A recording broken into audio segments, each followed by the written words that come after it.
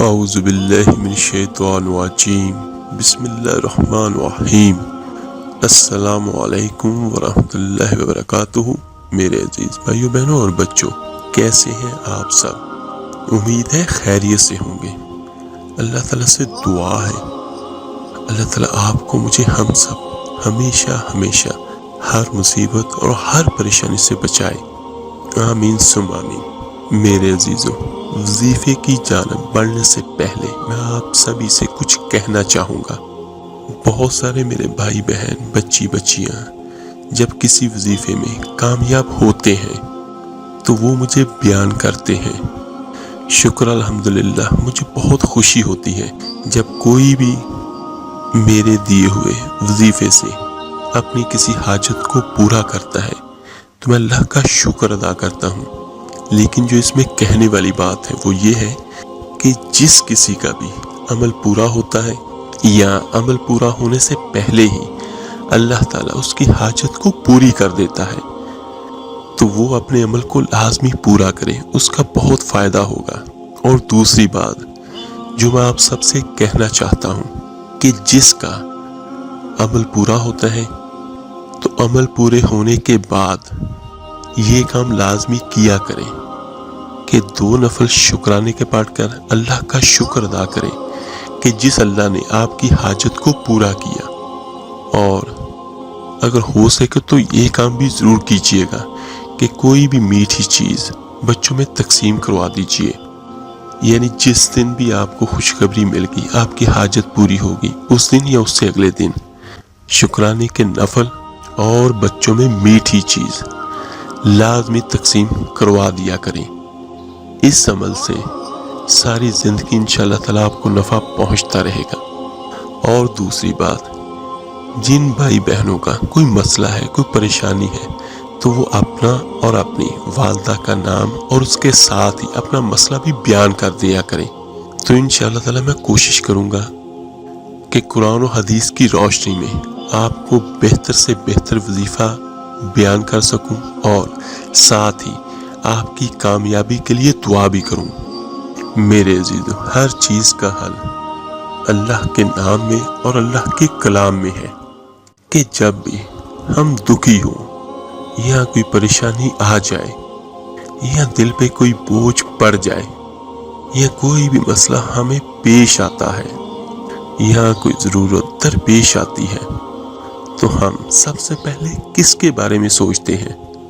یہ دنیا امتحان کی جگہ ہے تو ہمیں سب سے پہلے اللہ تعالیٰ کے بارے میں سوچنا چاہیے کہ وہ ہے تو کیا مشکل ہے؟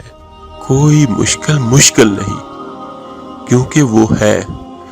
میرے عزیزوں، جب لوگ اپنے بستروں پر گہری نیندوں میں گم ہو جاتے ہیں تو میرا اللہ اس وقت بھی جاگتا ہے۔ جب لوگ اپنوں کو بھول جاتے ہیں تو میرا اللہ اس وقت بھی سب کو یاد رکھتا ہے۔ جب لوگ ناراض ہو جاتے ہیں، منہ موڑ لیتے ہیں تو میرا اللہ اس وقت بھی ہماری سنتا ہے، ہمارے گناہوں کے باوجود ہماری صداؤں کو سنتا ہے۔ اور ایک بات یاد رکھیے گا کہ شرک کا پہلا دروازہ یہیں سے کھلتا ہے، جب بندہ اپنی کسی بھی مشکل میں اللہ کی طرف جانے کی بجائے بندوں پر توکل کرنے لگے اور لوگوں کے پیچھے بھاگنے لگے اور اپنی امیدیں انسانوں پر رکھے اور انسانوں کو اپنا رازق اور مالک سمجھنے لگے۔ کوئی بھی انسان ایسا نہیں جو ضرورت مند نہ ہو۔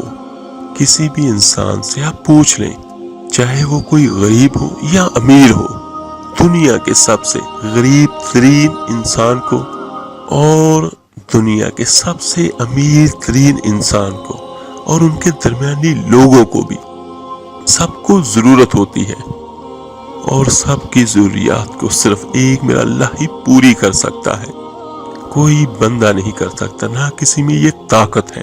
تو میرے عزیزوں، یہ پھر ہم پہ لازم ہے کہ ہم اول و آخر اسی اللہ کریم کو پکاریں اور اسی کی طرف رجوع کریں، کیونکہ اللہ تعالیٰ ہے وہ سننے والا ہے اور وہ مشکلاتوں کو آسان کرنے والا ہے، اور انشاءاللہ وہ ہماری مشکلات پریشانیوں کو دور بھی کرے گا، کیونکہ میرا اللہ ہر چیز پر قدرت رکھنے والا ہے۔ نہ وہ کسی سے مشورہ کرتا ہے اور نہ آپ کو دینے کے لیے اسے کہیں سے لینا پڑتا ہے، کیونکہ سب چیز اس کے قبضہ قدرت میں ہے اور اسی کے اختیار میں ہے۔ حضرت نوح علیہ السلام کے بارے میں میرا اللہ تعالیٰ فرماتا ہے قرآن پاک میں، سورہ صفات میں، نوح علیہ السلام نے ہمیں پکارا تھا جب لوگوں نے انہیں انتہائی تنگ کر دیا اور ان کی بات نہیں مانتے تھے، تو اس مشکل میں انہوں نے ہمیں پکارا تھا اور ہم کتنا اچھا جواب دینے والے ہیں، اور اللہ تعالیٰ نے ان کی دعا کو قبول کیا اور بہترین طریقے سے قبول کیا اور ان کی مشکل کو آسان کر دیا۔ میرے عزیزوں، مشکل کتنی ہی بڑی ہو، آزمائش چاہے کتنی ہی طویل ہو، دکھ اور درد کتنا ہی گہرا کیوں نہ ہو، کسی بھی قسم کا کیوں نہ ہو، کبھی بھی اللہ کی رحمت سے مایوس نہیں ہونا چاہیے۔ ہمیشہ اللہ تعالیٰ کی ذات سے پر امید رہنا چاہیے۔ کوئی بھی کام میں ہمارے لیے مشکل ہو سکتی ہے، ہوتی ہے اور ہوتی ہی رہے گی، لیکن میرے اللہ کے لیے کبھی بھی کوئی مشکل نہیں ہے۔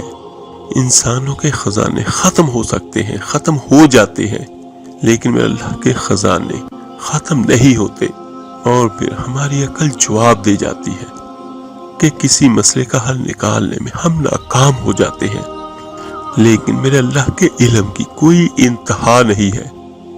اس لیے ہمیشہ ہر حال میں، ہر موقع پر، چاہے ضرورت چھوٹی ہو اور چاہے بہت بڑی ضرورت ہو، تو اللہ کو پکارتے رہنا چاہیے۔ اور دوسرا، بندوں کو پکارنے کے لیے تو اونچی آواز میں بولنا پڑتا ہے، چیخنا چلانا بھی پڑتا ہے، لیکن اللہ تعالیٰ کو دل میں پکارے، عاجزی کے ساتھ، گڑ گڑا کے، چاہے چپ کے آہستہ آہستہ، کیونکہ میرا اللہ سب سنتا ہے۔ اور میرے عزیزوں، عبادت کا کیا مطلب ہے؟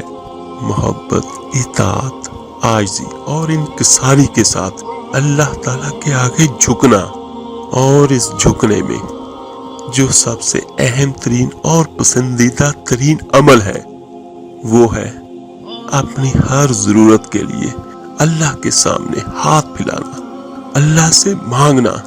کوئی بھی پریشانی یا مصیبت آئے تو سب سے پہلے اللہ کا خیال آپ کے دل میں آئے کہ ایک وہ اللہ ہے جو ہماری ہر ضرورت کو پوری کر سکتا ہے۔ میرے عزیز بھائیوں، آج والا جو ہمارا وظیفہ ہے، یہ اس لحاظ سے بہت اہم ہے کہ یہ ہر مشکل کے لیے، ہر حاجت کے لیے ایمرجنسی وظیفہ ہے، جو بہت کم وقت میں آپ کی حاجت کو اللہ کی رحمت سے پورا کر دے گا۔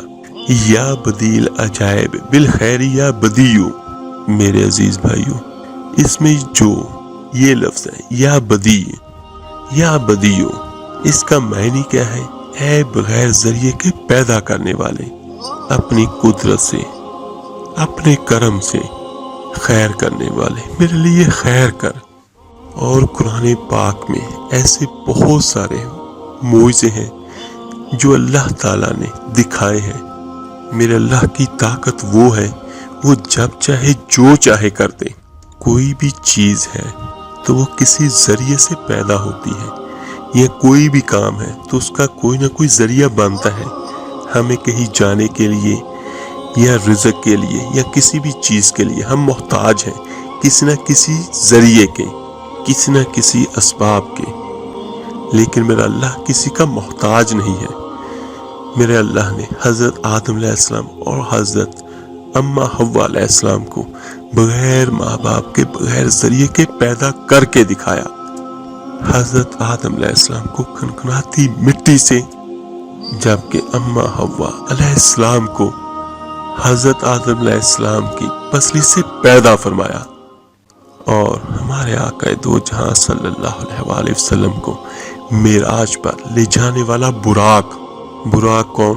براق وہ سواری ہے جس میں میرے آقا کریم صلی اللہ علیہ وآلہ وسلم نے سواری کی، وہ بغیر ذریعے کے پیدا ہوا۔ اور اس کے علاوہ حضرت صالح علیہ السلام کی اونٹنی، جو اللہ تعالیٰ نے اپنی قدرت سے بغیر ذریعے کے پیدا کی۔ حضرت صالح علیہ السلام قوم سمود کی طرف نبی بنا کر بھیجے گئے تھے، آپ علیہ السلام نے جب قوم سمود کو اللہ کا فرمان سنا کر ایمان کی دعوت دی تو اس سرکش قوم نے آپ علیہ السلام سے یہ معجزہ طلب کیا کہ آپ علیہ السلام اس پہاڑ کی چٹان سے ایک گھابن اونٹنی نکالے جو خوب فربا اور ہر قسم کے عیوب و نقائص سے پاک ہو۔ چنانچہ آپ علیہ السلام نے اللہ سے دعا کی تو اللہ نے آپ کی دعا کو قبول فرمایا اور آپ نے چٹان کی طرف اشارہ فرمایا تو وہ فوراً پھٹ گئی اور اس میں سے ایک نہایت ہی خوبصورت و تندرست اور خوب بلند و قامت اونٹنی نکل پڑی جو گھابن تھی، اور نکل کر اس نے ایک بچے کو جنا اور یہ اپنے بچے کے ساتھ میدانوں میں چرتی پھرتی رہی۔ اسی بستی میں ایک تالاب تھا جس میں پہاڑوں سے پانی گر کر اکٹھا ہوتا تھا۔ آپ علیہ السلام نے فرمایا، لوگوں دیکھو، یہ معجزے کی اونٹنی ہے اور اس کو اللہ کی اونٹنی بھی کہا گیا ہے۔ اب مختصر میں اس کا بھی واقعہ آپ کو بیان کر دیتا ہوں۔ یہ بہت عبرتناک واقعہ بھی ہے، اس میں اللہ کا معجزہ بھی ہے اور اللہ کا عذاب بھی ہے۔ ایک روز یہ اونٹنی جو اللہ کی تھی وہ تالاب کا سارا پانی پی جایا کرتی، اور ایک دن قوم سمود کی باری۔ قوم سمود نے بات مان لی اور پھر آپ علیہ السلام نے فرمایا، اے میری قوم، اللہ کی عبادت کرو، اس کے سوا تمہارا کوئی معبود نہیں۔ بے شک تمہارے رب کی طرف سے تمہارے لیے روشن دلیل آئی، یہ اللہ کا ناکہ ہے تمہارے لیے نشانی، تو اسے چھوڑ دو، اللہ کی زمین میں کھائے اور اسے برائی سے ہاتھ نہ لگاؤ کہ تمہیں دردناک عذاب آئے گا۔ یہ اللہ تعالیٰ قرآن پاک میں فرماتا ہے سورہ الاعراف میں۔ تو تاریخ ہمیں کیا بیان کرتی ہے؟ چند دن تو قوم سمود نے صبر کیا، انہیں ایک دن پانی نہیں ملتا تھا کیونکہ وہ اونٹنی سارا پانی پی جایا کرتی تھی، تو اسی لیے لوگوں نے طے کیا کہ اس اونٹنی کو قتل کر دیں گے۔ چنانچہ اس قوم میں قرار بن سالف نامی جو ایک شخص تھا، سرخ رنگ کا بوری آنکھوں والا اور پستہ قد آدمی، اور یہ شخص ایک بدکار عورت کا لڑکا تھا، ساری قوم کے حکم سے اونٹنی کو قتل کرنے کے لیے تیار ہو گیا۔ حضرت صالح علیہ السلام تو منع ہی کرتے رہے، لیکن قرار بن سالف نے پہلے تو اونٹنی کے چاروں پاؤں کاٹے، پھر اسے ذبح کر دیا اور انتہائی سرکشی کے ساتھ حضرت صالح علیہ السلام سے بے ادبانہ گفتگو کرنے لگا۔ چنانچہ اللہ تعالیٰ کا ارشاد ہے قرآن مجید میں سورہ الاعراف میں، بس ناکہ کی کونچے کاٹ ڈالی یعنی ٹانگیں، اور اپنے رب کے حکم سے سرکشی کی اور بولے، اے صالح، ہم پر لے آؤ وہ عذاب جس کا تم وعدہ کر رہے ہو اگر تم رسول ہو۔ قوم سمود کی اس سرکشی پر اللہ تعالیٰ کے عذاب کا ظہور اس طرح ہوا کہ پہلے ایک زبردست چنگاڑ کی خوفناک آواز اٹھی اور پھر زلزلہ آیا جس سے پوری آبادی اتھل پتھل کر چکنا چور ہو گئی، اور قوم سمود کا ایک ایک آدمی گھٹنوں کے بل اوندھا گر کر مر گیا۔ قرآن مجید میں اس کا ذکر اس طرح ہے، تو انہیں زلزلے نے آ لیا اور صبح کو اپنے گھروں میں اوندھے رہ گئے۔ حضرت صالح علیہ السلام نے جب دیکھا کہ پوری بستی زلزلے سے نیست و نبود ہو کر اینٹ اور پتھروں کا ڈھیر بن گئی ہے تو آپ علیہ السلام کو بہت صدمہ اور قلق ہوا۔ آپ علیہ السلام کو اس بستی اور اس کے ویرانوں سے اس قدر نفرت ہوگی کہ آپ علیہ السلام نے اس سے منہ پھیر لیا اور اس بستی کو چھوڑ کر دوسری جگہ تشریف لے گئے، اور جاتے وقت فرمایا، اے میری قوم، بے شک میں نے تمہیں اپنے رب کی رسالت پہنچا دی اور تمہارا بھلا چاہا، مگر تم خیر خواہوں کی غرض پسندی کرنے والے ہی نہیں۔ ایک وہ مچھلی اللہ تعالیٰ نے اپنی قدرت سے بغیر ذریعے سے پیدا فرمائی، وہ مچھلی جس نے حضرت یونس علیہ السلام کو اپنے پیٹ میں رکھا تھا، اور اس کے علاوہ حضرت موسیٰ علیہ السلام کے عصا سے بننے والا اژدہا، اس کو بھی میرے اللہ نے بغیر ذریعے کے پیدا کر کے دکھایا، اور اس کے علاوہ حضرت اسماعیل علیہ السلام کی قربانی کے وقت جنت سے آنے والا دمبا، اس دمبے کو بھی اللہ تعالیٰ نے بغیر ذریعے کے پیدا کر کے دکھایا۔ یہ سبھی قصوں یا کہانیوں کی باتیں نہیں ہیں، یہ قرآن میں موجود سچے واقعات ہیں جو اللہ نے کر کے دکھائے۔ اور اس سے ہمیں کیا سبق ملتا ہے؟ یہ سبھی واقعات ہمارے لیے ہیں۔ اس سے ہمیں یہ سبق ملتا ہے کہ ہم کچھ بھی نہیں یا ہم کچھ بھی کر نہیں سکتے بغیر اللہ کی رحمت کے، اس کی مدد کے۔ لیکن میرا اللہ وحدہ لا شریک بغیر کسی کی مدد کے، بغیر کسی کی ہیلپ کے جو چاہے کر سکتا ہے اور جب چاہے کر سکتا ہے۔ تو میرے عزیزوں، آزمائش چاہے کتنی ہی سخت ہو، مشکل کتنی ہی بڑی ہو، صرف اس ایک عمل سے حل ہو جائے گی۔ اور یہ واقعات بیان کرنے کا مقصد یہ ہے کہ آپ اس عمل کو یقین کے ساتھ کریں کہ میرا اللہ جو سب کچھ کر سکتا ہے، تو ہماری مشکل کو حل کرنا اس کے لیے کون سی بڑی بات ہے؟ کچھ بھی نہیں ہے۔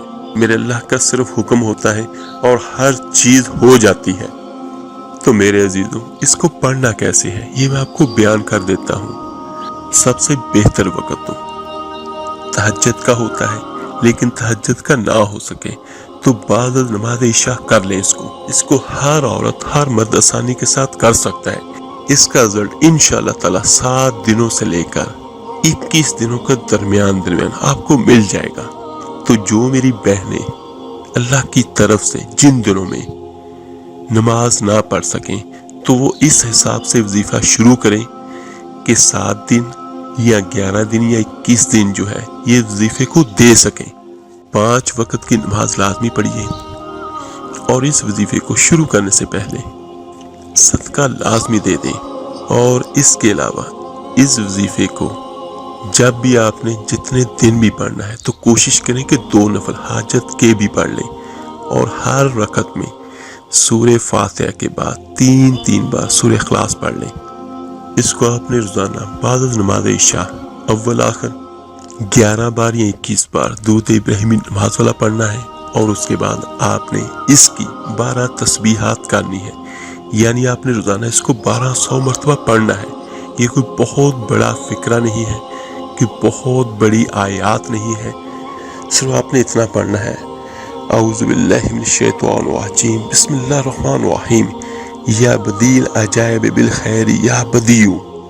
تو اس کو کوئی بہت سارا وقت نہیں لگے گا، تو انشاءاللہ تعالیٰ آپ کی جو بھی حاجت ہوگی یا جو بھی مشکل ہوگی تو اللہ کے حکم سے پوری ہو جائے گی۔ خصوصاً یہ اس لیے بہترین ہے اگر کسی کو کوئی بہت بڑا نقصان پہنچا ہو یا کسی نے کسی سے قرض واپس لینا ہو۔